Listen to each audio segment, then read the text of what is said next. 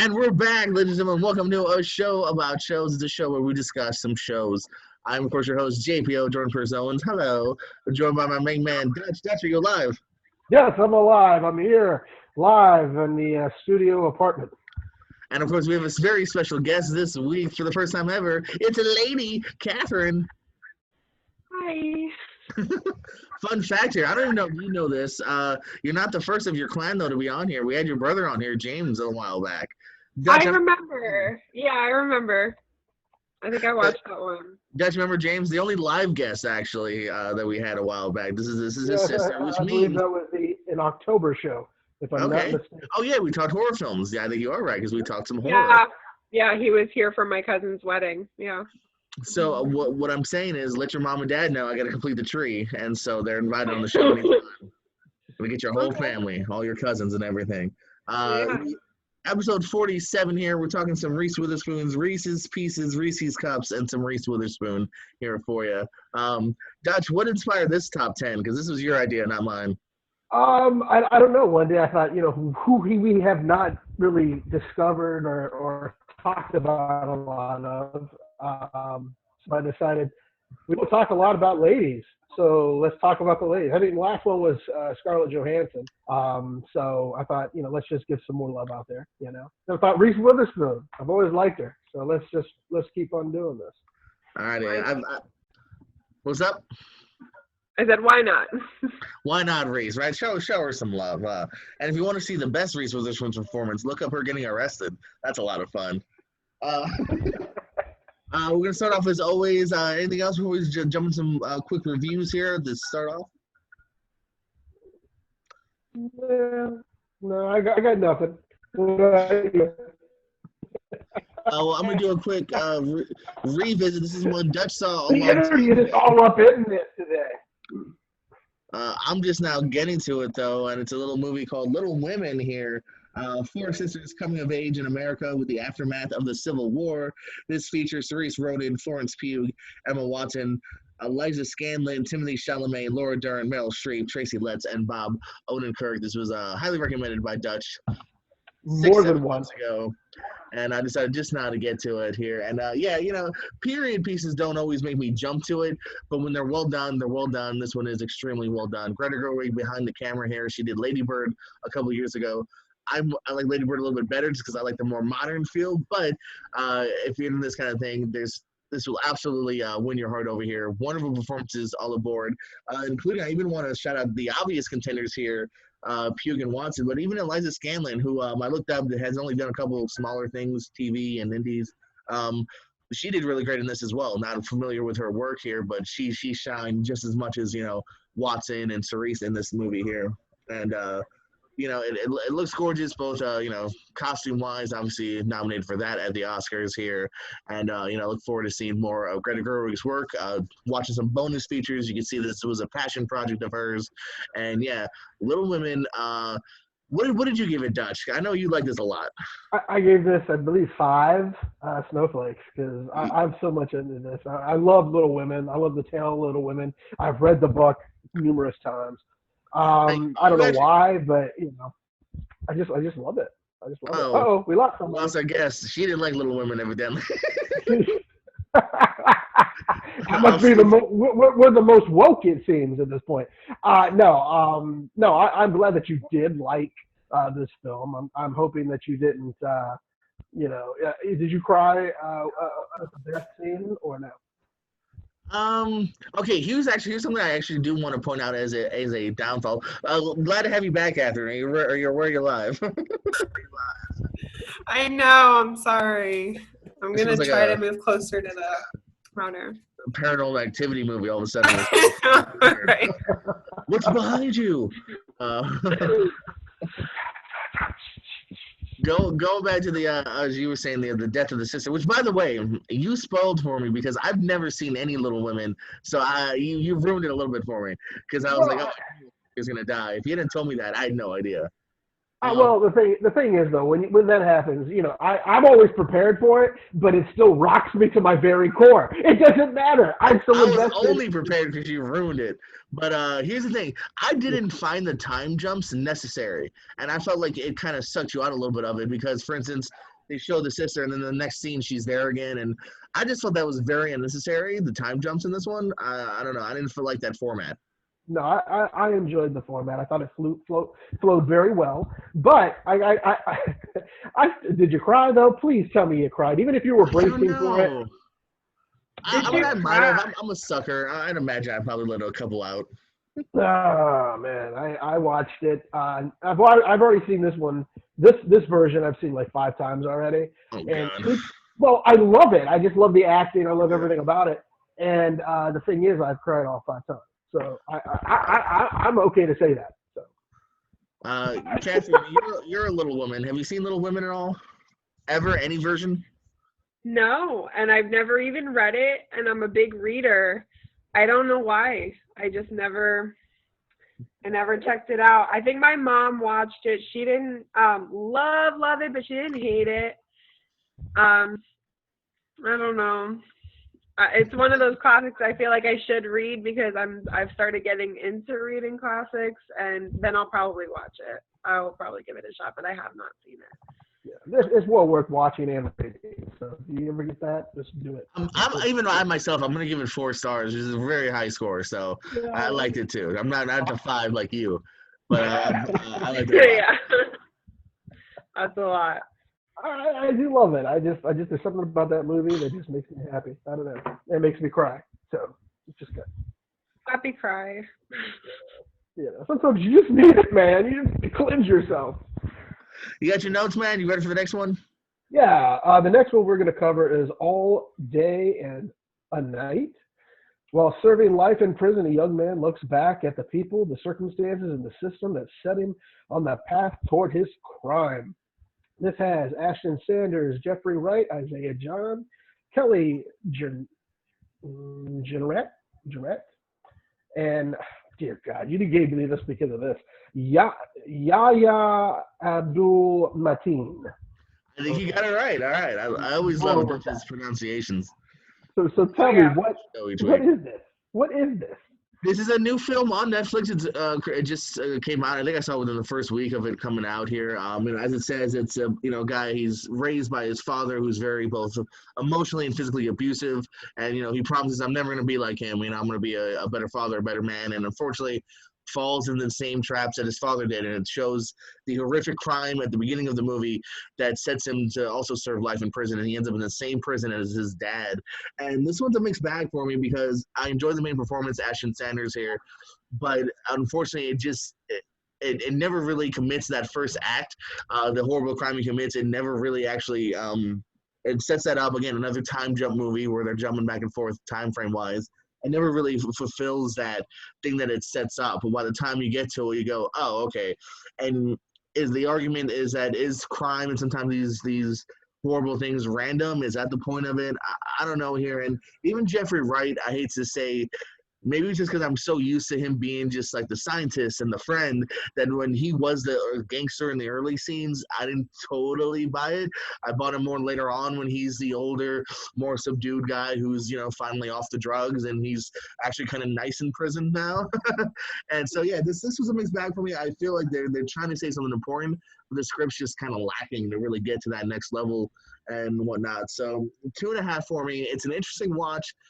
Some good performances. Yahya Abdul Mateen, who's the higher up gangster. You've seen him, and he's about to be in Candyman. He's the lead in that. He was in Us real quick. So he was also Black Manta in Aquaman. I enjoyed him. He's shooting some scenery here and whatnot. So it was all right. Just it didn't really. It didn't. I think the idea wasn't totally conquered here. Okay, and the next movie. I think you're going to be reading, aren't you? Yeah, you're reading this one, aren't you? Yeah, this is another one. You saw already, right? Yeah, I saw this one probably the month that it came out. The same week. Standing up, falling down, an unlikely friendship kindles between a struggling stand-up comedian, I know how it is, from LA, forced to move back home, and a tragically flawed but charming alcoholic dermatologist. This stars Ben Schwartz, Billy Crystal, Grace Gummer, Eloise Mumford, Deborah Monk, and Kevin Dunn here. And I really enjoyed this film, although it was very charming. Great relationship here between Schwartz, who just recently voiced Sonic. That he was really good in this. I'm enjoying his career building. And I know, Katherine, you can probably agree with this. Gotta love Billy Crystal. You have to. You have to. But I love Ben Schwartz too, though. Oh, nice. Fantastic. Yeah. How can you not? I just, if you're a fan of Parks and Recreation, actually, they just did a reunion special over something like this, Zoom, and it's great seeing all those. I missed that. I'm going to check it out, yeah. Yeah, no, it's great. It's a full episode, it's about 20 and 25 minutes, and I didn't think I was gonna watch all of it because I was like, oh, it's just them, like this. But it's really fun revisiting those characters. He appears in it as Jean-Ralphio, which I just found out recently was supposed to be literally a one scene, one episode character who, ended up being 10 or 20 of them by the end of it. And yeah, just go back to the movie itself though here. It's just a really charming character piece here between these two. One of those films where, it's about just you're in this midlife, not a midlife crisis, but you're just at a turning point in your life here. You know what I mean? Do I continue with comedy? Do I just join my dad and, his shop, and Billy Crystal's having his own problems with his son and, about his marriage, former marriage falling apart. And they're both just really good in this. It also, too, without giving a spoiler, I don't know about you, Dutch, I had such a great laugh at the last scene. Do you remember the last scene? Without ruining it, or Twitter? I don't want to ruin the movie. Which one? I'm just saying, do you remember the last scene that involves Twitter? I can't remember all of it, but I did like the end. I just know I had a really tremendous chuckle at the end of it too. It left me with a smile, and I actually like this. I like this decent amount. I'm gonna go with 3.5 for this one. I think that's what I gave it as well. It's a very fun, charming film. It's something that you haven't seen Billy Crystal to do in a while. Yeah. I was just happy. And the chemistry between those two characters, Schwartz and Crystal, it's just good. I mean, it's just so good. I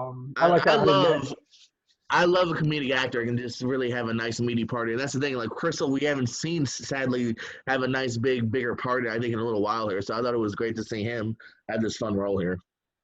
Yeah, so if you haven't seen it, I do. I think it's out there for everybody to see now. I don't know if it's. Did you have to get this on DVD or did you get this on Prime? Or it was on Vudu. I mean, it was less than $10 for sure. Because if I bought it, then it must not have been much. So $7-10, something like that on Vudu. Or you could rent it too. I'm sure for $4 to $5. So. Oh, okay. Well, yeah, I rented it. I think when it first came out a long time ago. So it was. But yeah, it was well worth the watch.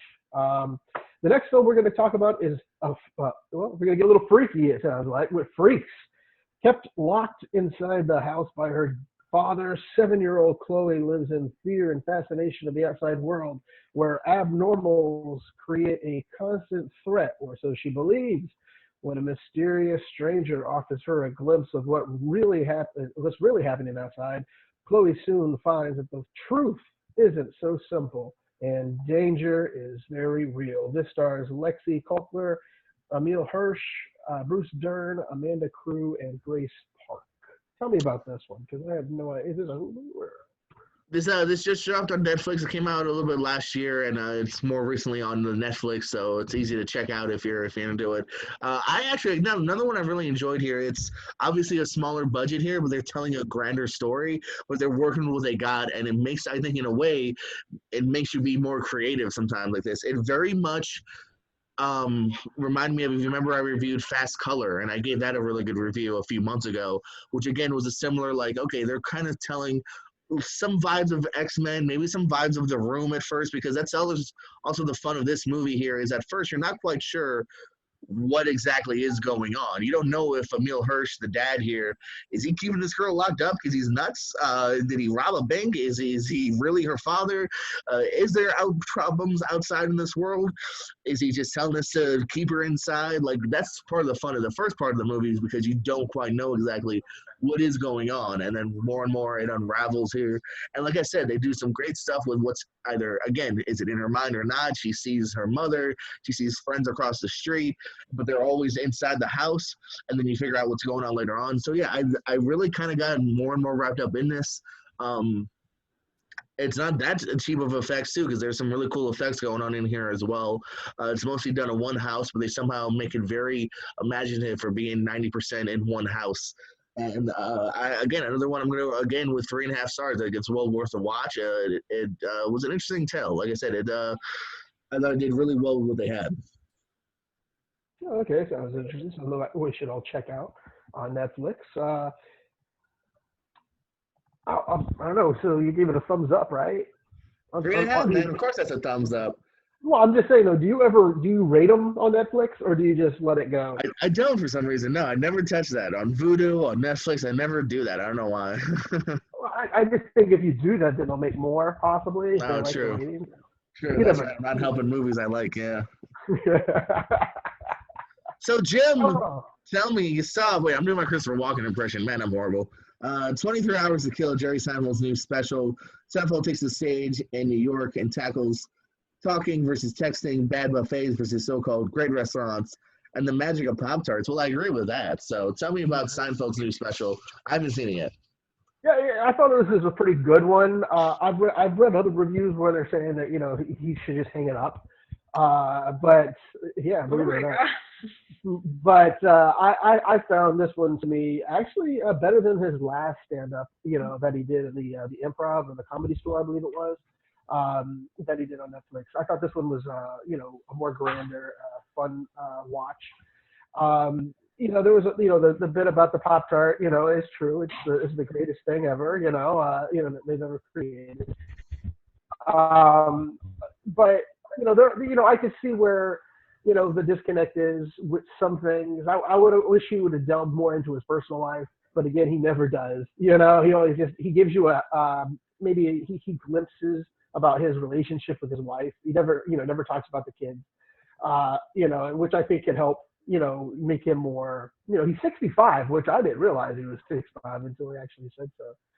But he is still up there with the best of comedians. I gave this a 4. Well worth watching.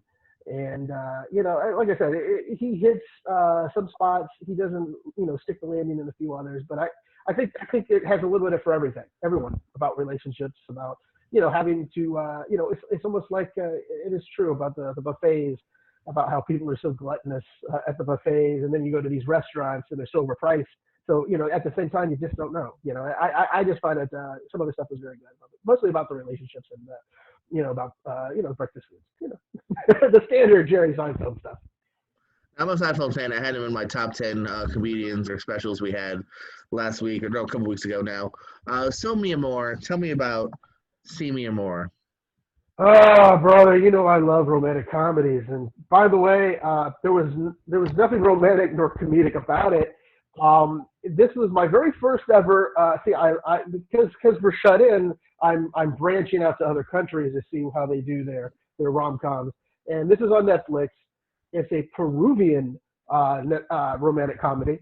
And this was a lot different than the other that we did, the Brazilian one. The air, the rice one or something. I can't remember, the tomato one that we just watched. But this one just did not at all amuse me. I hated the characters. Not one character was actually fleshed out. They have a gay character that I didn't realize. You're not supposed to say, okay, let's just, in this day and age, you're not supposed to flame them out. But they all of a sudden they show him hitting on all these girls and all this time at the bar, and then all of the next thing he has a boyfriend, and I'm like, I don't understand this guy.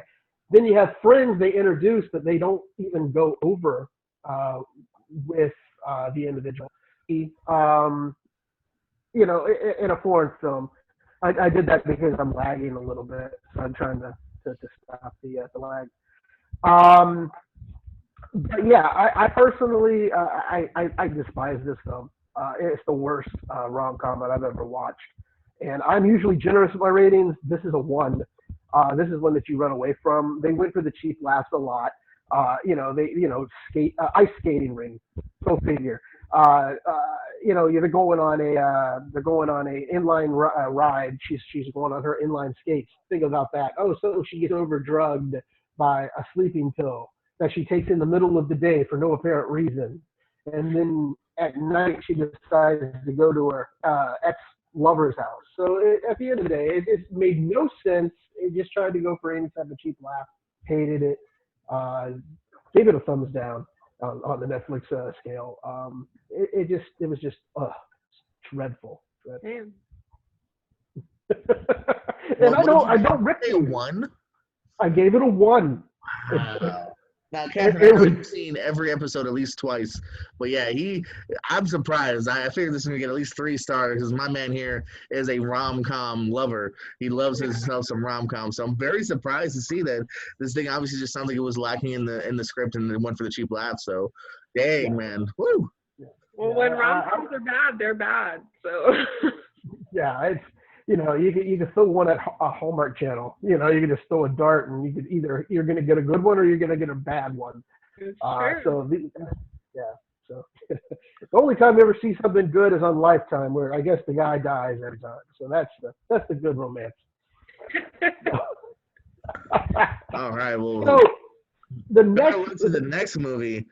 Here, and it's not the horror movie Banana Splits, right? It's Banana Split, no S. Yes. Over the course of a summer, 2 teenage girls develop the perfect kindred spirit friendship with one big problem. One of them is dating the other's ex. Whoa, what a wacky premise. This features Luke Spencer Roberts, Dylan Sprouse, Leanna Liberto, and Hannah Marks. Tell me about this one. It launched in March. It was basically it was sat on, it looks like, for 2 years before they actually released it. But I have to tell you, it was on Vudu. It was like for like $4.99 or $6.99 or something like that. Well worth it over the rental. So I decided to get it, and turns out it was actually a very pleasant film. The 2 leads, they're right behind you. That is Leanna Liberto and Hannah Marks. They have great chemistry on screen. They do everything that it's totally, of course, farcical, because if you're dating someone's ex, generally you're not going to become bestest pals. And this is what happens in this film. But it's still a cute film. Dylan Sprouse doesn't play a heavy part in it. He does play the boyfriend. And Luke Spencer Roberts plays the best friend, who's kind of trapped between these 2 young ladies. But like I said, though, it is a fun film. It's implausible, of course, but it's well worth the watch if you have a chance. If you get to watch it on Prime or Netflix down the line, it is something to look at. If you want to buy it, you can. And it's not going to hurt you. It's like the price of the rental. But I gave this one, if I'm not mistaken, I got to pull it back up here, and I will tell you, I gave this one a 3.5. So I went from a 1 to a 3.5 real fast. That sounds more like you. That sounds more like the guy I know. Yeah, and I gotta say, like I said, it was a fun time. There are some scenes where I'm like, they could have cut some of them, just because I just don't like the dinner scenes between the sister and the mom and the daughter.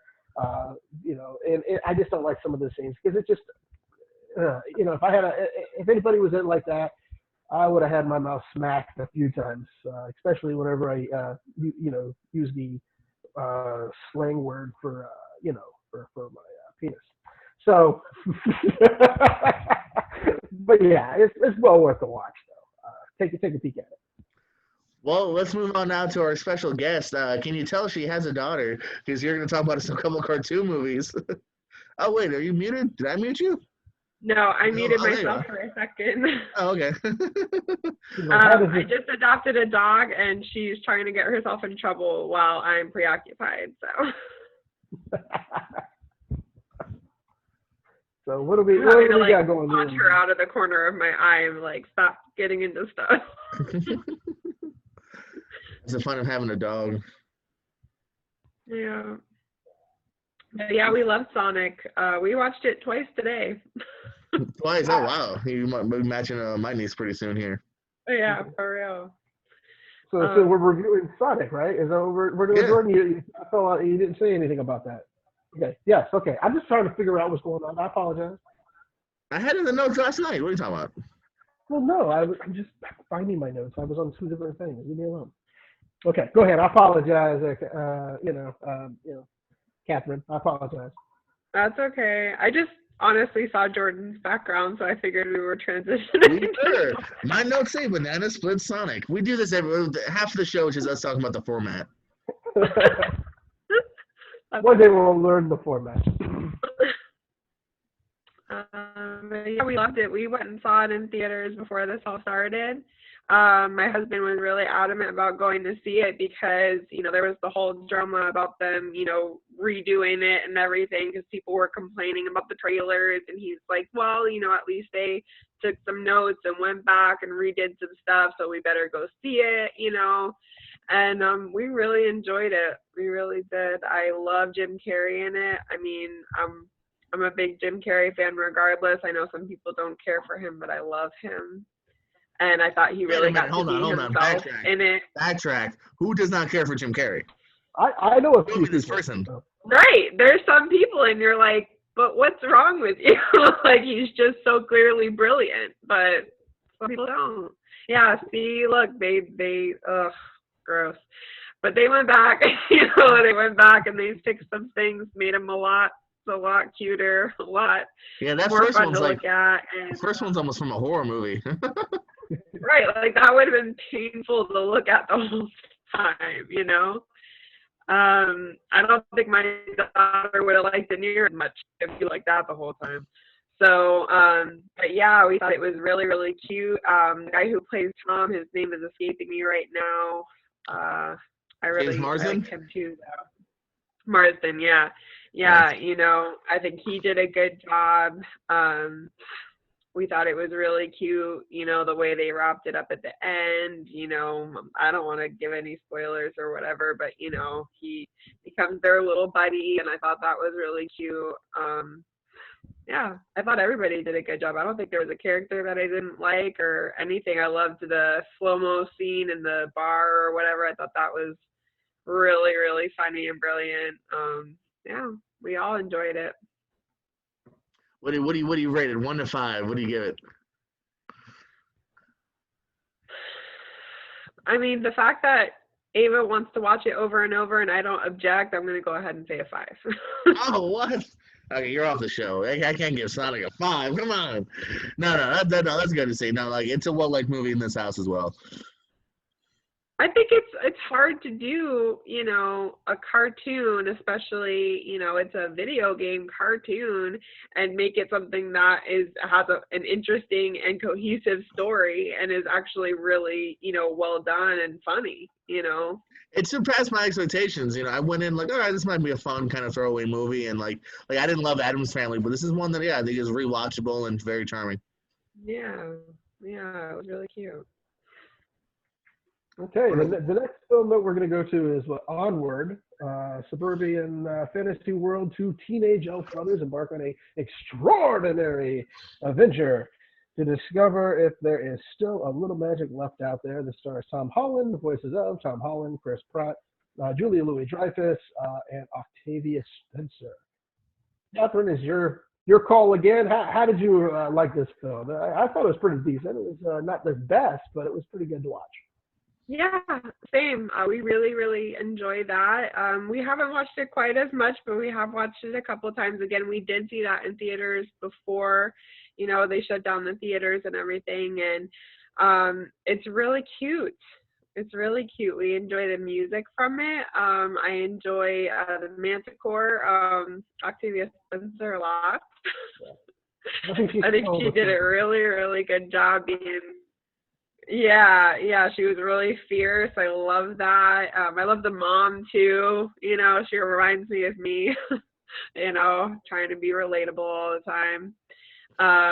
But the characters are great. I love the brothers. I think they had a really good chemistry together.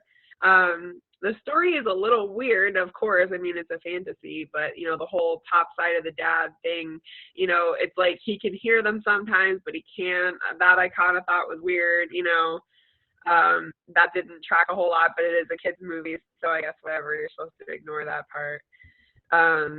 But we liked it. We thought it was really cute, beautifully animated, super funny. I love Chris Pratt. he reminded me of his character Andy from Parks and Rec a lot in this role. You know, just like stupidly funny, but he still gets the job done. You know, yeah, it was really cute. We really enjoyed it. I would probably give it a 4.5. Okay. That's good. Very nice, very nice. Can I throw a monkey wrench here, Dutch? I know. I saw this. What is this? I saw the previews, but I was not drawn in. But you guys were. Wait, what? I've seen the previews, but you were drawn into this one to watch it. What are we talking about here? The next one. Oh, you saw that I had more comment on there? Yes. Oh, I didn't know you saw the new notes. I don't know. I had that like literally like an hour ago. I have them right here on my Oh, phone. you have the updated version. Okay, see, I printed mine out. Yeah. Okay. Oh, okay. Yeah. Do you want to read it? Yeah, I guess. It's called Mortal Kombat Legends: Scorpion's Revenge. After a vicious slaughter of his family by a stone-cold mercenary, Sub-Zero Hanzo is exiled to the torturous Netherrealm. There, in exchange for his servitude to the sinister Quan Chi, he's given a chance to avenge his family and is resurrected as Scorpion, a lost soul bent on revenge. The stars Patrick Swayze, Joel McHale, and Jennifer Carpenter. So I just checked this out actually earlier today. That's why I wasn't sure if you saw in the notes. I forgot your notes were live. So it's a new Mortal Kombat cartoon movie that just came out here. It was finally went on like half off on Vudu, so I checked it out. It's perfectly fine. It's very bloody from the get-go. There's just lots of murders going down in the beginning of it.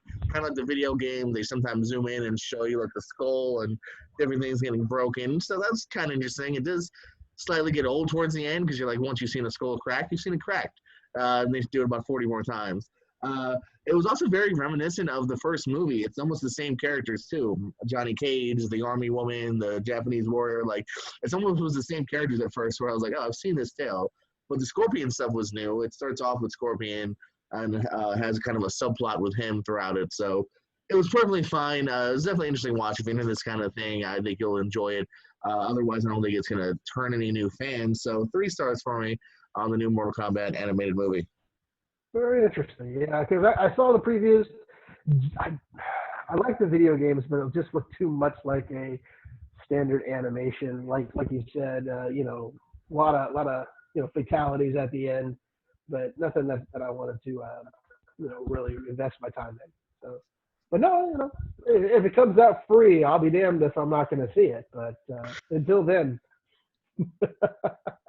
Katherine, did you watch this by chance? No. You and your daughter, you never got together? No, don't show this to her. I had to pause this when my niece was around. I was like, all right, go do something else. I'm watching murdering cartoon here. Let's talk some TV shows real quick. One of my favorite TV shows of the last few years. It just ended. You can see some of the cast. I think the director here as well. Don't spoil it. Don't spoil it. Huh? Don't spoil the season for me. No, I won't get into too much specifics of the actual story here because the season does do a time jump and whatnot. As you can see, Azari even looks a lot older than what he did in the previous seasons here. And you get Amanda Pete's back in the cast as well. So this was every week a really fun show here. Azaria, who I've always liked as a character actor from voicing on The Simpsons to just popping up in movies. Just a fantastic job here. I was sad to see it go, but hey, go while you're hot in a way on TV rather than overstepping your welcome as some shows do. So, and then on a high note, yeah, I was sad to see it go. Each episode, it was funny. Each week, I was like, oh, we're one more closer to the end. I don't want to see it go. But Dutch, this was a show that I started because of you actually, and you're 2 seasons behind?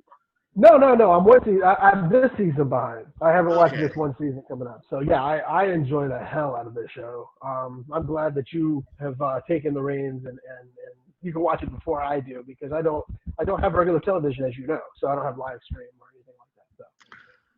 So this is one of those rare times where I'm super glad I saw it. So yeah, Brockmire, highly recommended here. Was it 4 or 5 seasons?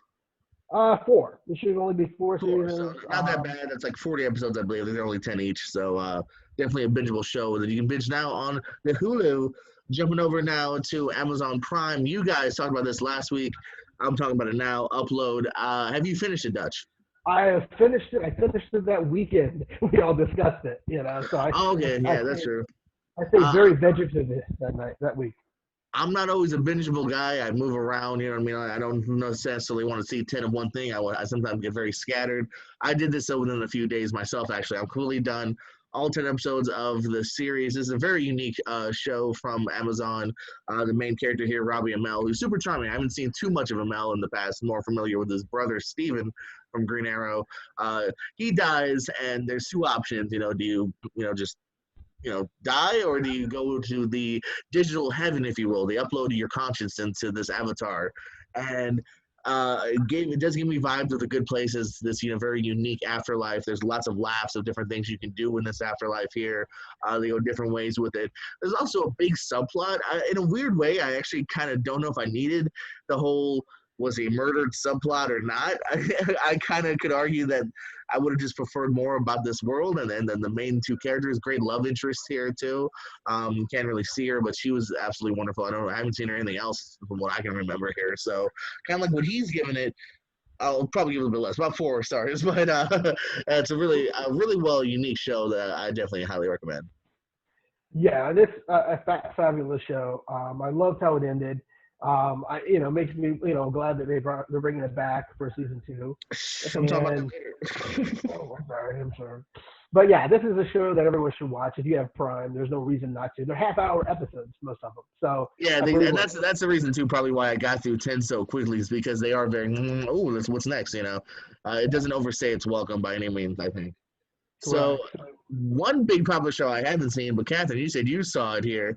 Let me show Joey. There's Joe Exotic and that tiger. Talk to me about Tiger King. Oh, yeah.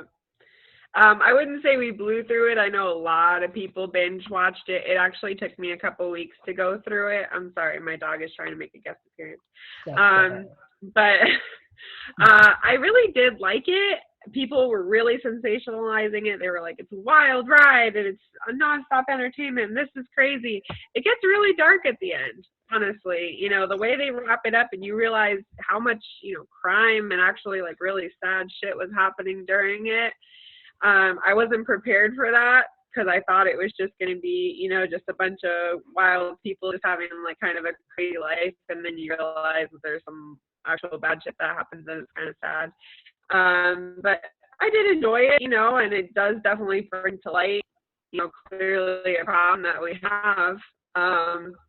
She's not the only one living this kind of life. I would even venture to say that some of the other people that they featured were worse than him. Everybody focuses on Carol Baskin. She's just become this sensation. Everybody fucking hates her.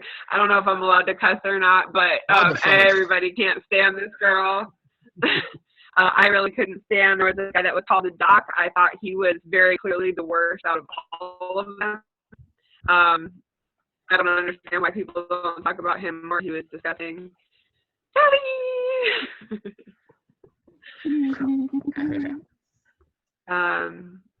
So yeah, I guess I can't cuss. Okay, got it. Yeah, you can. It's all right. She's heard it before. Yeah, I'm sure.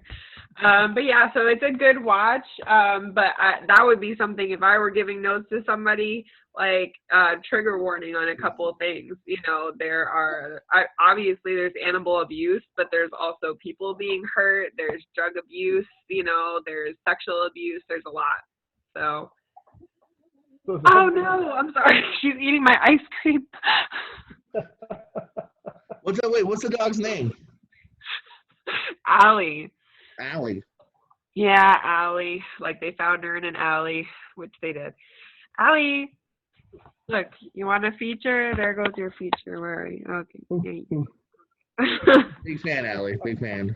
Big fan. Yeah. So it is a good watch, but I wish I had known that about it. I just thought it was going to be a lot more fun and just kind of crazy, and but yeah, that's what I was kind of thinking it was. I haven't seen it myself. That's how I was kind of sold on it.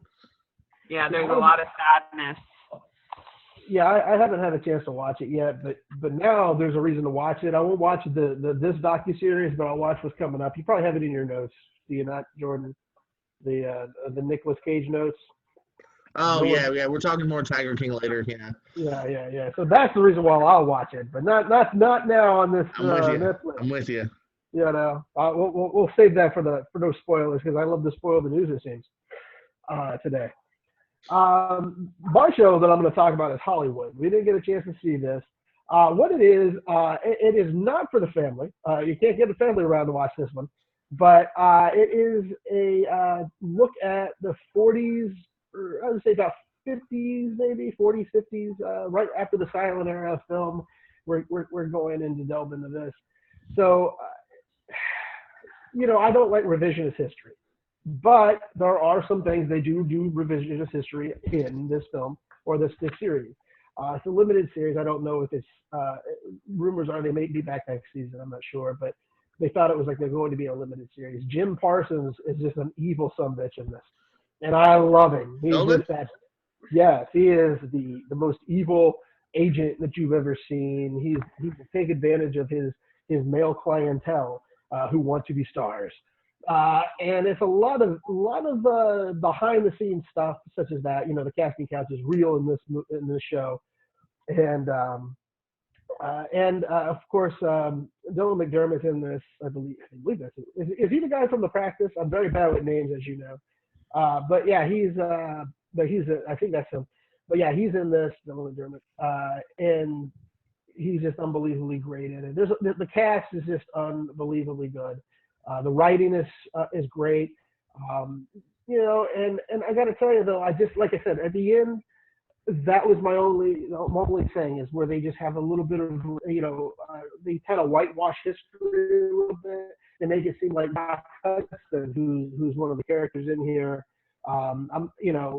he had a happy ending and stuff like that, and you can't look at it as that, and women of color had a happy ending. And I just don't, I'm not ruining the series for anybody. I'm just saying these are the things that I took from it that I think they do it for revisionist history, almost like Quentin Tarantino did with, Once Upon a Time in Hollywood. But it just, to me, that kind of took it away from me a little bit. But other than that, it's well worth watching. I'll watch a season 2. I can't help that, but I will watch it. Season 2. So, yeah. I understand. It's something I thought about checking out. And yes, he was in The Practice, Dylan McDermott.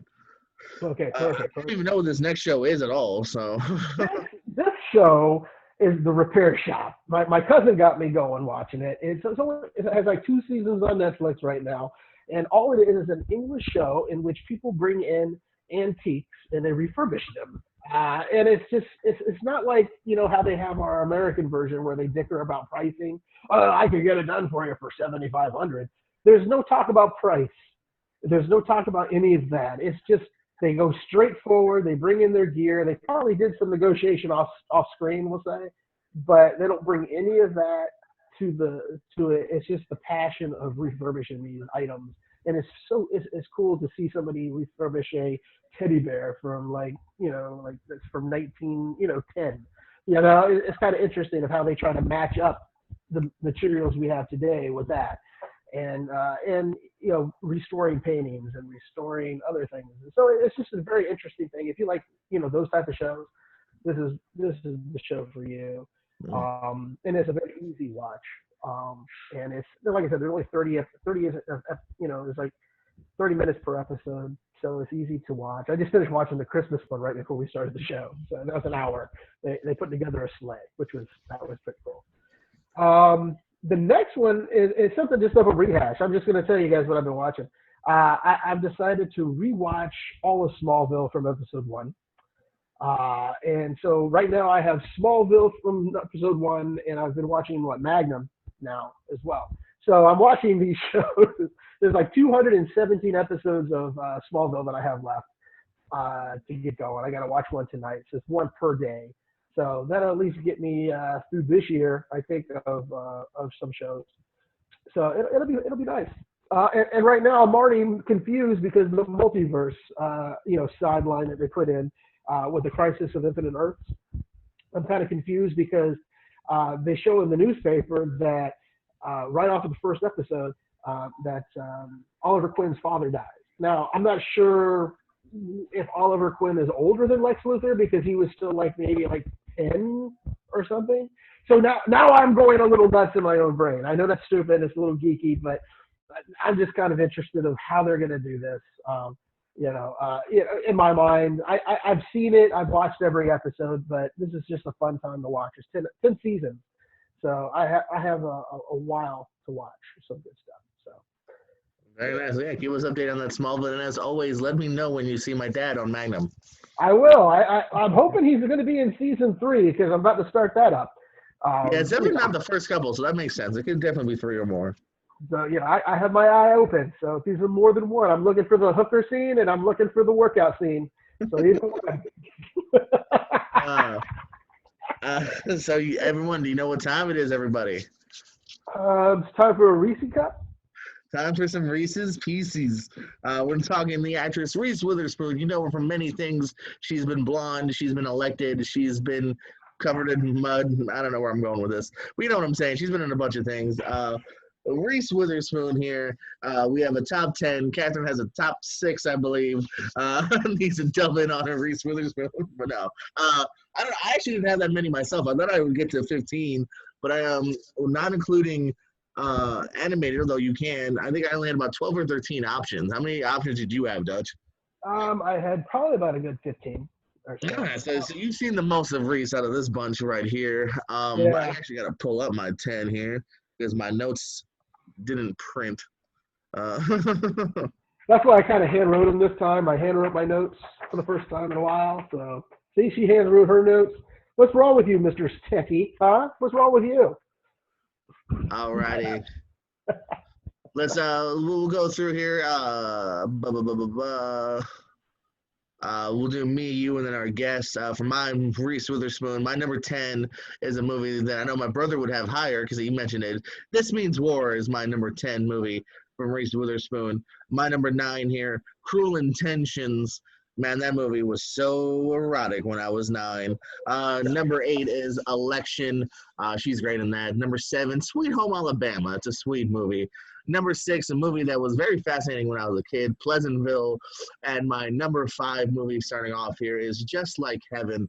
I had a hard time flipping between this and Sweet Home Alabama. They're both really good. We mentioned rom-coms. These are sweet rom-coms here, man. When you have the right pairing, and I think Reese is good at just being kind of charming and lovable. This works, you know what I mean? And Mark Ruffalo's dead, and they also kind of like those weird factors into it too. So it was just a charming movie that just cracked my number 5 here. Dutch, what are your first few? My number 10 is The Man in the Moon. It's her first actual, I think, one of her main films. Cruel Intentions, my number 9. Hey. Number 8, The Importance of Being Earnest. Number 7, Home Again. And number 6 is Wild. My number 5 is Sweet Home Alabama. Nice little rom-com. And I think you're going to see that a little, pretty nice up in here too. But yeah, Sweet Home Alabama. To me, it was just so much fun to watch. I've seen it a handful of times, and it's just, just I don't know. There's something about that, her chemistry along with, the love interest. Who's the love interest in that one? I never even remembered off the top of my head. Josh Lucas, I want to say. Okay. So, and of course you have and a thing I really like, she dumps Patrick Dempsey because fuck yeah, Dempsey. And you have Murphy Brown as well. Candice Bergen as well as his mom, I believe. So yeah, it's a good film. So that's my number 5 on the list. Sweet Home Alabama. Katherine, what do you got for number 6 and 5 of your Reese Cups of Witherspoon? Honestly, Just Like Heaven is out of my 6, the bottom, right? We're going bottom to... Yeah, the worst. No, not the worst, but your least. Yeah, the least of the 6. Not that I dislike it. I definitely like it, and I love Mark Ruffalo too, but, it was a little, I don't know, I found it a little forced, I guess. I liked it, though. I love it. I guess I would go then... So am I just giving my 6? Because that's... No, give us your 5. Give us your 5. Okay. Your number 5. Yeah. I guess I would go Sing. She is in Sing. That's an animated. She is Sing. The pig Rosita. I think she does a really good job on that. It's really, really cute. I didn't even know it was her for a really long time. And when I realized that was her, I was like, wow, she did a good job on that one. It's really cute. And then I guess I would go how did I do it? Because I wrote it the opposite way. So, so she give it on your number. Hold on. Pause, Catherine. We're gonna rotate again. okay. Because he goes to number 4. Jordan, what do you have for number 4? My number 4 is it's an earlier one here too. One of the first ones I think I ever saw for sure. Mark not I was gonna say Ruffalo again. Mark Wahlberg's chasing her. It's Fear. I thought this was a really tight thriller, especially back in the day. It was, like I said, I pretty sure I saw it pretty early. It's another one of my brother's favorites, borrowing his VHS. Yes, I'm that old. And yeah, I don't know. I just another just kind of just tight thriller of just him going crazy in that last scene with her. And it's a dad from CSI, I think actually, William Burton, who plays her dad in it. So yeah, just Fear. It's one of those early ones that have always stuck with me. One of the first times we really saw Wahlberg act too. Marky Mark over here. My number 4 is Legally Blonde 1, the first one. This was with Luke Wilson, Selma Blair, Matthew Davis, etc. To me, this one really just showed a different light of how she could be more of a because I think she was going for like some serious roles during this period, and then she decided to go for Legally Blonde, and it just worked out. She's a very good, talented comedic actress. She has very good timing. She plays them smartly. She doesn't go overboard with this character. She goes to that tipping point, but she brings it back, which is nice as you watch her work.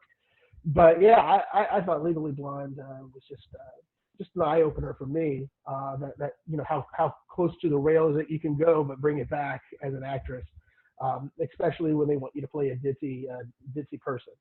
And she didn't overplay it, or she didn't underplay it. She just walked the line. It was just unbelievable. I'll be talking about that a little bit later myself. Katherine, what do you got at number 4? Actually, it's funny because you said Walk the Line, but Walk the Line. It's been a long time since I've seen that movie, but definitely I've always enjoyed her in that. Definitely a good watch. I'll be talking about that a little later down in my. I too will be talking about it later. Yeah, I really like that movie. My number 3 is probably the one of my 10 that she's in the least, but I really wanted to shout it out because I think it's a very sweet, maybe even underseen movie. Penelope. This one stars actually Christina Ricci is the main character in this. I forgot. Actually, I haven't seen it in quite a while, but I don't know if she's cursed or whatnot. But I think she has like a pig nose and so she stays off hidden, and it's just a really great story of just kind of embracing her stuff, embracing yourself rather. James McAvoy, I believe, is the love interest here. Catherine O'Hara is the mom, and yeah, it's a really nice kind of whimsical, almost like Tim Burton-esque movie of like I said, it trails off a little bit. It gets a little subdued into some other plots at one point in the movie here, but the message is right here, the performances are right here. Witherspoon showing how she can pop in as a great supporting actress as well. I want to say she might have produced this as well, I think, actually. So yeah, I really enjoyed Penelope. I wanted to shout that one out here. So that's my 3. Yeah, I'm not. I don't have that on my list. I was looking at it, but I was like, well, did she pay enough big part? Because I always thought Christina Ricci all the way through. But yeah, I love that film. It has just everything about it. It's based off the book Pygmalion. So it's a good movie. I actually probably watched it less than 7 months, about 6 to 7 months ago. I don't even know how I watched it, but it just just something comes on and you say, okay, whatever. But yeah, it's a great movie. So if you haven't watched it, check it out. I agree with you on that. What are we at? We're at number 3. Tobey Maguire shows up alongside Reese in this, and it's called Pleasantville. It's just a great film, well taken. Where as it moves along, it's all black and white, and then everyone starts to find their innerness about themselves. They start turning color, and I just love every part about this film. It's magical. I don't know. I just something about this. Till this day, it's just watching when you see the tree catch fire, and the contrast of how everyone's like, "Holy, what's going on?" And they've never seen it before like that. Just that to me is the most similar moment of the film. Just seeing that fire for some reason, I just thought this is gonna, a great movie. It's just a great movie altogether. It's a good trip. So watch it, Pleasantville. It's one I've thought about rewatching because I know it definitely had sparked my interest when I was young. I saw it pretty soon after it came out. I've been meaning to rewatch it actually too because I think there's a lot more to it that maybe I didn't even grasp at the time. And I believe one of the last roles of the wonderful Don Knotts, if I'm not mistaken, too. Yeah, and we need to watch. You know what? Maybe we can go do a live viewing of that movie. We'll both watch it. We'll stream it live. You know, have a good Is it time. on Twitter. Netflix? Come on, Ollie. I do not know. I do not know. Ollie, come on. Catherine, William someone's behind you. And William H Macy and Catherine, oh Joan God, Allen it's a are in little it. girl. You're good. And there's a dude behind you, Catherine. Watch out. Hi, Jay. Too sweet. What are we doing? Catherine, number you're three. It was actually also Pleasantville was my number 3. I have a really soft spot for that movie. It was I didn't see a lot of movies as a kid, you know, going out to the movies, but I did see that with one of my close friends growing up, Megan. And what I love about Reese in this is that she is so well known for being like that sweet girl next door, blah blah blah, but she's actually kind of a bad girl in this movie, and you see that kind of side of her being able to do that, you know. And I really love that for her, and it's a good movie. I remember the fire scene as well, you know, as being really iconic. It's a great movie for sure. Really makes you think. Very nice, very nice. And Pleasantville love up in here. My number 2, it's right in the middle right above me, Legally Blonde. This is very much a role that I think into the different hands or the wrong hands. I don't think this movie would be quite as remembered. I think it's because of Reese that she's able to deliver this character to where she is charming. You see the overcoming of, you know, I mean, how the character changes from just being someone that relies just on her, you know, looks and her wealth, and actually tries to really make a difference towards the end. And it's well written too. I mean, the subplot with Arlie Larder here, who she's defending in the first one here. Yeah, it's a well-made film that works for. You know, it almost sounds like something that, you know, a 12-year-old, 13-year-old boy, however I was, wouldn't get into, but it shows you how well I think it was made that, you know, even I liked it at that age and continue to still appreciate it now. Supposedly a third one is still in the works, or a fourth one, because there was a third one without her, I think. But supposedly she might return to the character at one point. Yeah, they're going to call it the 3.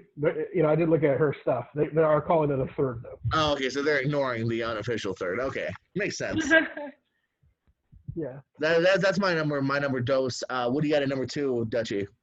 Number 2, we heard about it earlier. We Walk in the Line, man, with Joaquin Phoenix and Reese as June Carter Cash. I just love this movie. I'm a big John Cash fan anyway. So if you put these two together, it was just unbelievable chemistry. Excuse me. But yeah, it was just a unbelievable documentary. They sang their own songs, which is even better. I didn't know she had a voice until then.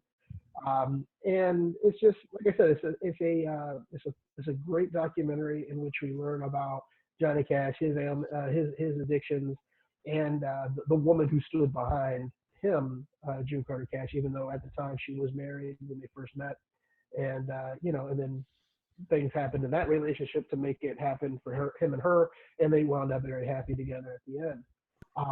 I just thought it's just a magical film. I still watch it to this day. I'll still pop it on. I got it on DVD, so it's something that I will slide into the DVD and watch it. Just for performances alone, and just the story. Good number 2. What's your number 2? I really flip-flop between, obviously they've both already been mentioned, but Sweet Home Alabama and Legally Blonde. I think I'm going to go with, for number 2, probably Sweet Home Alabama. I really love that film. I've seen it multiple times over the years. I believe I did see it in theaters as a young adult kid, whatever you want to say. And I'm not much for romantic comedies, but I have always enjoyed that film. I think she did a really good job in that. It's a little campy, but in a good way. You know, sometimes that can be a good thing and you like it, you know. What's the gentleman's name? What's the dude's name? The guy that's in it with her. God. Josh Lucas, Patrick Dempsey? Josh Lucas. Yeah, they have such a good chemistry in that, you know, and you can really, really see it. And I think they both played it really, really well. You know, I love that film. So I think I'm going to go with that for number 2 for me. Very nice. Very nice. Now wrapping up our top 10 Reese's here. My number one, you guys have both talked about it. It's my favorite. It's Walking the Line, guys. Great biopic. As you said, they both sang their own songs. Joaquin Phoenix, her, both given Oscar-worthy performances here. It's a great, interesting tale, whether you know it or don't know it at all. It's worth checking out here. And yeah, I just thought this is a wonderfully made film. The director has gone on to make a lot of great things as well since then. And yeah, Walk the Line, this kind of shot out kind of easily in a way. Not just in the other films, but just to me as my number one, pretty far out. Well, my number one, I've loved it ever since I saw it the first time. It was Election. Matthew Broderick and Reese Witherspoon. That hostility, the hostility that she has. I mean, she is such an evil person trying to win president of the high school.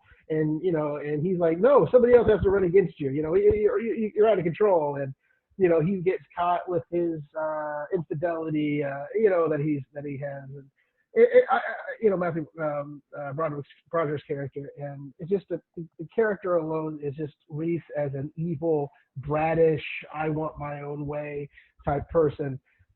She plays it to the hilt, and it's just unbelievable piece of work from her, and I enjoy it every time I watch it. And just Matthew Broderick, the reactions that he gives as well to her performance, just feeding off of her. That's what makes it, to me, the most memorable film out of the bunch. But yeah, I love them all, but Election is my number one. Good one, Katherine. Let's wrap up this list. What is your number one Reese film of all time? I did go with Legally Blonde for that. She's just, it's iconic for a reason. I agree with what Jordan was saying earlier about, she kind of breaks out of that mold that she was kind of on a track for, what she'd been trained for. This is what she was supposed to do. She was just supposed to get an education, get a boyfriend, probably get married, and then do her, thing. And then, it kind of got derailed in a really slam in her face kind of way, and then she just rocked it. She, this movie meant a lot for a lot of girls my age, as it was coming out and growing up and stuff like that. You could still be girly and you can still have that side of you, but still be really driven and be really, smart. And even if you didn't have all the way the book smarts about it, but you could be, you could work it for yourself. And it just means a lot to a lot of people, and me especially as well. I love that movie. It really is iconic for a reason. They've done so much with it, musicals, all these things, because there's such a message behind it. Absolutely, yeah. It's one of those films. It's like you just said. It's a play, a musical, directed DVD because they didn't want to give up after Reese moved on, and even she's probably going to circle back to the role here. So yeah, it's made all of ours top 5 of those, I believe. So that's pretty cool. Let's real quick though, as we see Josh Lucas and Reese in the wind behind me. They're making glass, people. They're making glass. Is that what they're doing? I don't even remember. I don't know. They could be on the glass or they could be on the dock. I can't remember which one is which at this point. My top 10 recap real quick. Number 10, This Means War. Number 9, Cruel Intentions. 8, Election. 7, Sweet Home Alabama. Number 6, Pleasantville. 5, Just Like Heaven. 4, Fear. 3, Penelope. 2, Legally Blonde. And number 1, Because You're Mine, I Walk the Line. Dutch, what do you got for your 10? Number 10, The Man in the Moon. Cruel Intentions. Number 8, The Importance of Being Earnest. Number 7, Home Again. Number 6, Wild. Number 5, Sweet Home Alabama. Number 4, Legally Blonde. Number 3, Pleasantville. Number 2, Walk the Line. And number 1, Election. Very nice, guys. Let's hear that top 6. I believe I went Just Like Heaven, and then Sing, Walk the Line, Pleasantville, Sweet Home Alabama, and Legally Blonde. Oh, there we go. That was Reese Witherspoon in a nutshell. Yeah, she's made a couple more. I enjoyed in Little Nicky, but she was only in one scene with Adam Sandler, so I could not include Little Nicky. Katherine, I believe you have a dog and a little one and a white tea to get to. Yes, I do. Yes, I do. So if you got to head off here, we appreciate it. Do you have anything? We always ask people if they have anything they want to plug. You want to plug anything? No. Want to plug something for Jay though? Isn't he streaming or something like that? Yes, my husband does stream on Twitch, pretty much exclusively. His handle is WUT, kind of spelled phonetically, DUBBLE, and then the capital U, and then TEE, a play on obviously white T, WT, and he streams all types of video games, mostly Apex, but he did just the other day some throwback wrestling games and stuff like that. He does all sorts. To watch this now. Yeah, you have to. And so he does have a streaming schedule. It does kind of change here and there, but it's mostly, if I don't want to mess it up, Sundays, Mondays, and Thursdays. I believe sometimes Fridays and Saturdays. So, yeah, he can be caught. He's on his Twitter as the same, so you can see when he posts that he's going to be live. So you can check him out on that. And I am on nothing because I'm not talented. Oh God, Tom! No, on such a sad note. And that's about it. My wait. My brother as well. I will plug him. Yeah. James Know You also on Twitch. He's been streaming his poker lately. Yeah, so I go onto that Twitch quite often. and, I just always write take it off and when I leave. Views. He's already an affiliate, just crushing it. They both are. They just even my dad watches. But yeah, you can catch both of those guys right there. All those cool cats and kittens. Awesome. Well, appreciate having you on here, Katherine. We'll have you again sometime. Talk some other movies and TV. Pleasure having you. Have a great evening. It was nice. Thank you, guys. Hopefully, maybe next time I'll have seen a couple more movies. We'll get you on a full 10 one day. I was gonna say, get me on an episode where you're gonna do a whole bunch of animated films, and then I am fucking there. All right. We'll have to save for that one then for sure. All right. Thanks, guys. Thank you.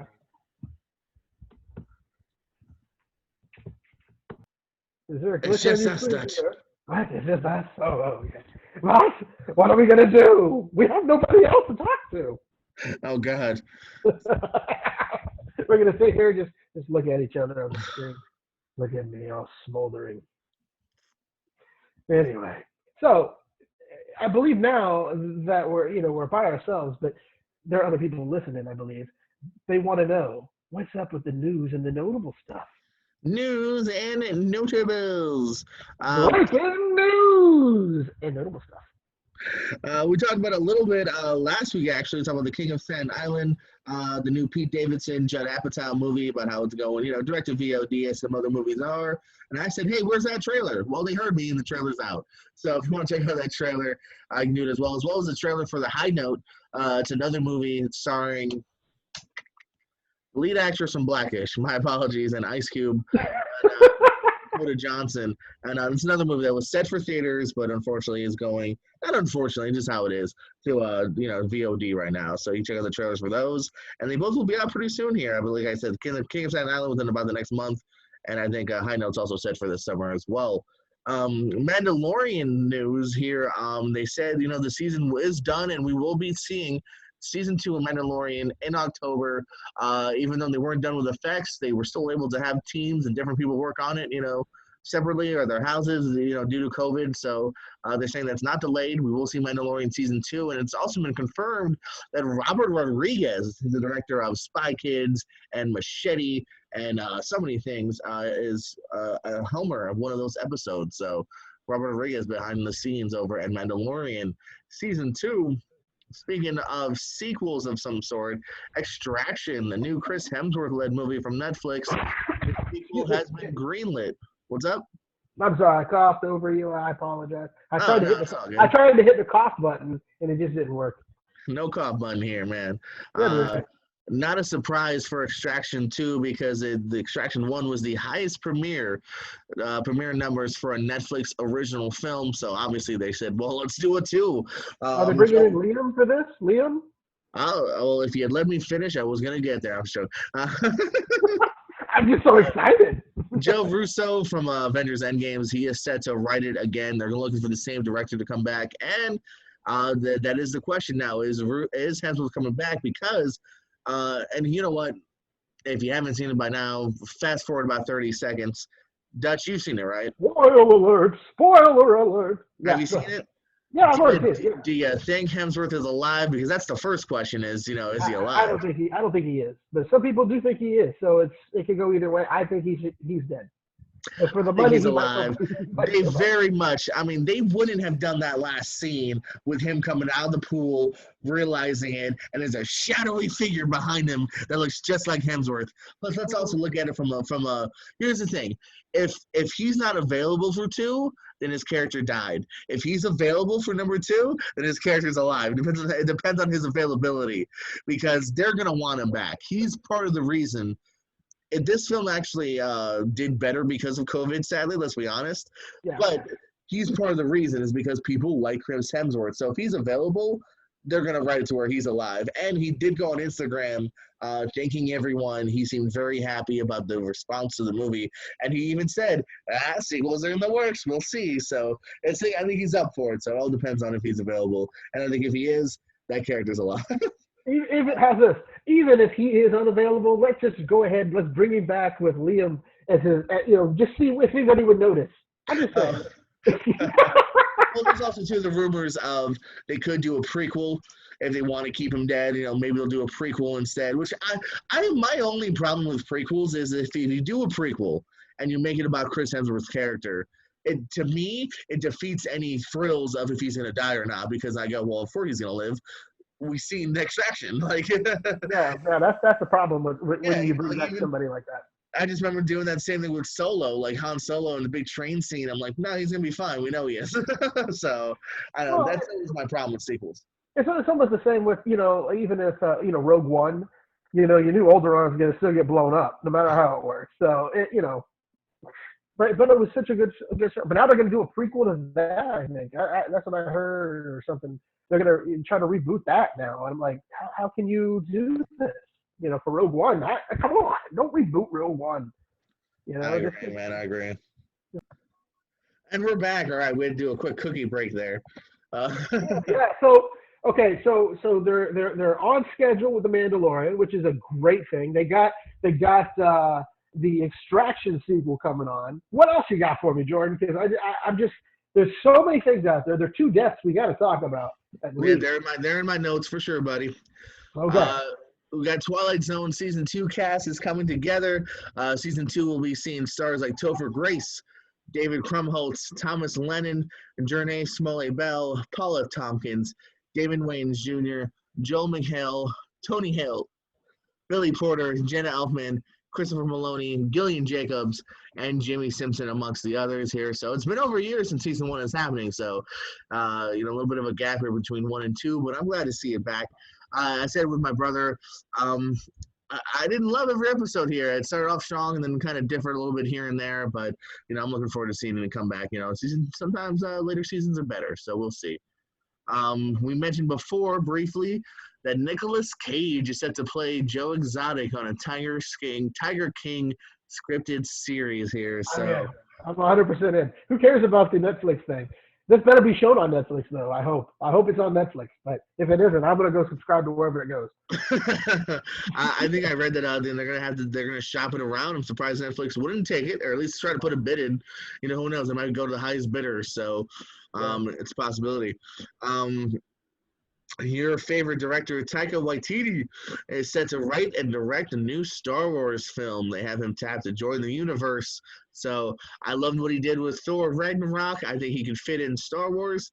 The episode he did with The Mandalorian it was just unbelievable. It was just it was a fun time. So yeah, I think he has it. I think he has the passion. I think he has. And people give Ryan Johnson a lot of grief about what he did with the series. A lot of people didn't like it, but to me, Taika has the same type of passion that Ryan Johnson has.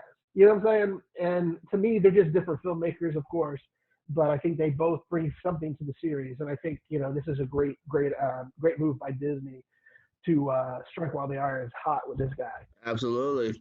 Iron's very hot, and like you said, good episode of Mandalorian season 1. Why not bring him now into the fold of the cinematic universe. So I'm all for it. Here's some news I'm mixed up on because speaking of not striking while the iron's hot, if you will, Sylvester Stallone says a Demolition Man sequel is in the works. This has come from his mouth. I know. I love the first one here. In fact, funny enough, we're talking about him before. I play Sonic with my niece. I used to play Demolition Man. I enjoy just battling Wesley Snipes in my head. So I don't know. I have a soft spot for this movie. I thought it was interesting. Will Sandra Bullock come back? I mean, it had a big cast, man. Sandra Bullock, Dennis Leary, Rob Schneider, Jack Black with no lines. I mean, it had a big cast. Benjamin Pratt, I believe, was in it as well. Yes, sir. Good old beautiful Benjamin Pratt. Well, at least they killed off Jesse the Body Ventura. So. Was he in that? Yeah, he was in it too as one of the bad guys. That's right. I forgot. Yeah, I forgot he did a lot of Arnold and Sylvester movies for a while there. Forgot he was in that. There you go. So bring him back. Say just nixed him and quite kill him. You know, who knows? So, you know, we'll see, man. I mean, this is just him saying it's in the works. We know how in the works goes. So I don't know, man. We'll see. We'll see. Something that is not in the works anymore, though. Man, I'm doing good with these transitions. As CBS has nixed the Lincoln Lawyer show. This is based on the novel as well as the movie from a few years ago with Matthew McConaughey, which I actually looked earlier is a few feet from me on Blu-ray. I enjoyed the movie. And people were quite surprised here because they were actually in the final stages of pre-production. If COVID hadn't happened, I believe they would have already filmed the pilot by now. Logan Marshall Green, you may know him from Prometheus, and more recently, the lead of Upgrade was the lead in this one. He was going to play the McConaughey part, the Lincoln Lawyer himself, if you will. So David E. Kelly, I believe, was a producer on this. And yes, CBS just decided to pass on it. Something that was not passed for Fox Searchlight or just Searchlight now. Ben Schwartz, we talked about him earlier from Standing Up, Falling Down, sold a script, or at least a pitch rather, and he'll be co-writing and starring in a comedy with Sam Rockwell. They actually made a movie I didn't enjoy a couple years ago called Blue Iguana. Yes, I do remember. I was trying to picture that. I was trying to put that in there. I was like, was that the movie that I was thinking of? Because I did watch it. I didn't love it. But yeah, I did see it too. But I enjoy it. If I can, I will say I didn't mind the pairing though. They're both really charming actors, you know, funny, quirky actors too. So I don't mind this. That's probably why he's, you know, I'm guessing Rockwell was probably part of the pitch is that he said, you know, what if me and Rockwell did this?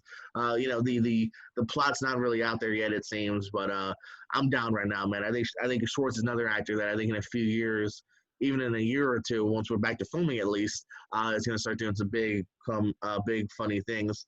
I saw the first, speaking of a show I didn't review, his improvised specials. I did see the first of three, him and Thomas Middleditch, the lead of Silicon Valley, hour-long improv specials.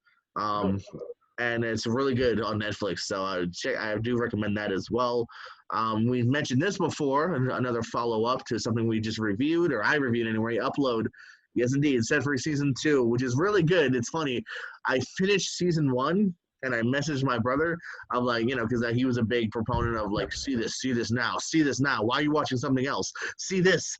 And because I agree with him, I was like, oh, man, that would have really sucked if we didn't get a season 2.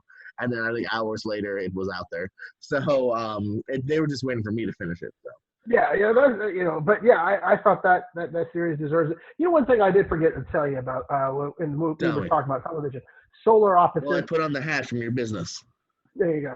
Solar Opposites is a basically a Rick and Morty, you know, a Rick and Morty cartoon on Hulu. You know, it's just made for us, so we can probably see a crossover. Who's to say? I can't wait. But I've watched the first 4 episodes of. I think there's only 8 or 10 episodes for season 1 on Hulu. But it's hilarious. So if you get a chance, watch that too. Solar Opposites on Hulu. I forgot to talk about it, though. I apologize for everybody. No, not at all. I might have to restart Hulu for that, and I've been meaning to finish up. I'm like 1 or 2 episodes from finishing What We Do in the Shadows because I have 2 saved on my DVR, but I can't get to 2 until I finish 1. So again, what we do in the Shadows, classic show. I just watched the last episode, laughed my ass off. It's just so good. There's a couple more things here from me. Here's a fun little tidbit. I don't know if you read. Ralph Fiennes is set to play Miss Trunchbull in the new Netflix Matilda movie. Remember Netflix? Yeah. I'm sorry, remember Netflix, Jesus. Remember, Back in my day, Netflix used to have movies of some sort. you remember Matilda, the evil teacher? Yes, yes. So Ralph Fiennes is going to play that evil teacher. But here's the thing. I don't know if you heard me. He's not playing Mr. Trunchbull. It's not a girl turning into a guy. He will be playing a woman in this Netflix movie. Hey, why not? Why not? Evidently, kind of like, I guess, the play Hairspray, where there's always a man playing the mom. Was it John Travolta in the movie? I guess Right. this started. There's been a Matilda play these last few years, and I guess that's where this tradition started. Is that they usually cast a guy as the teacher, so they're going to continue it here. So It'll be interesting. Right, Fiennes knows what he's doing, so I trust him 100%. Go ahead. no, I was to say my last bit of actual normal news is here's a fun one for me and you. Triple H and Stephanie McMahon will star in a reality series for A&E. But it's not Total Divas though. It's not about their love life. It's about the warehouse of the World Wrestling Entertainment. About them tracking down lost, sold, stolen items from the warehouse and getting it back for keeping it all under the WWE umbrella. So it's them searching for Andre the Giant's boots and the old logo sign and this, that, and the other. So supposedly they've sold an entire first season. Supposedly they're going to film an entire season of it. So Interesting. I dig it. I kind of like the idea of like a little road trip show with Triple H and Steph looking for the old original Undertaker casket or whatever they're going to find. Hey, one thing you did, we both can't wait for the sequels to hit. We've been anticipating since the last movie ever came out back in 90 something. James Cameron's Avatar films. 90 something? What do you call it? Was it 90 something? It felt that long. It feels like that. But they actually have been given the very big okay from the New Zealand government to go ahead and resume shooting. So there you go. There's somebody at least getting their production plan back in order. So that's good. That's hope for everybody else. Let's hope. I'll believe it when I see it, my friend. I feel like we've been talking about Avatar 2 since I was 2. As you mentioned before, some sad news for me to wrap up the news here. Couple of deaths in the entertainment industry here. Roy Horn from the famous Las Vegas and just was it magic duo of Siegfried and Roy has passed away at 75. This actually sadly does have to do with the COVID issues. So R.I.P. to Roy. Yeah, and let's not forget about the great soul of rock and roll on the piano. That was Little Richard. Little Richard passed 87 as well. They both today, I believe, or at least within 24 hours of each other. Yeah, I believe I had Rory on my notes from last night, and then Little Richard something I had squirt back in today. So yeah, Little Richard, Tutti Frutti, many popular singles here. I think even WWE even posted because I think he did a WrestleMania back in the day. So yeah, he had America the Beautiful. He did that. He did open up the show. So yeah, he was a great musician. Very controversial figure as well toward the end of his life. But other than that, it was a pretty good good run for him because he did cross generations. Not just from my dad and my mom, but also through like Pee Wee Herman and all these other people who've had things with him. As you said, WWF or WWE, or did the same. So yeah, we were all exposed to this man, and in a good way, musically, and we were all But again, like I said, he had some controversial issues toward the end of his life. But other than that, he will be missed in the music world. absolutely. Any other notes you got for me, buddy? Just for you to know about Andy Alo, who is, also in that good show Upload. I didn't know anything she ever did. She did show up in a few people, Dear White People soundtrack, but she was she's always been small. Pitch Perfect, I think, was one of the biggest ones that she's had. But she also played background with Prince, the musician, in his band. So, and it's interesting. So yeah, that's what I dug up. on her, and I was like, man, who is she? She's just good. Who is she? And so there you go. Absolutely. Yeah, she stood out. Yeah, as well. Yeah. But no, I don't really have much more. I'm just looking through some other stuff here really quick just to see if I can find anything. But I think we've covered everything we needed to cover tonight, my good man. All righty, buddy, man. Well, hey, man, for JPO, Dutch, thanks for watching your shows. Watch it, listen to it, and just remember, Jordan loves you, and any other way it would just be unseemly. Oh God. Go have a Reese Pieces.